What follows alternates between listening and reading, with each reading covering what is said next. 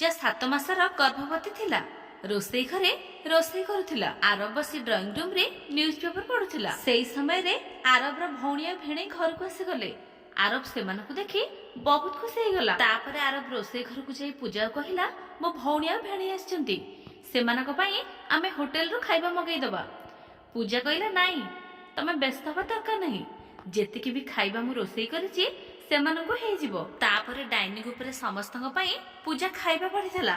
ସମସ୍ତେ ଖାଇ ପିଇ ବହୁତ ଖୁସି ହେଲେ।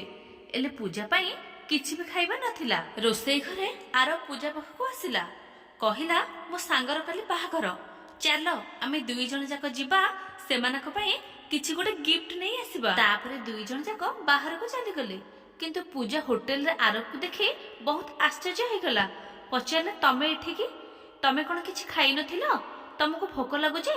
ତାହେଲେ ତମେ ଏଠି କାହିଁକି ଆସିଲ? ଆରବ କହିଲା, ସେ କଥା ନୁହେଁ, ମୁଁ ଜାଣିଛି ତମ ପାଇଁ ଖାଇବା ନଥିଲା, ମୁଁ ଜାଣିଛି ତମେ ସେମିତି ଉପାସ ହୋଇ ପଡିଥାନ୍ତ, କିନ୍ତୁ ତମକୁ ଏ ସମୟରେ ଖାଇବା ନିହାତି ଆବଶ୍ୟକ, ତମ ପାଇଁ ଆଉ ମୋ ଛୁଆ ପାଇଁ।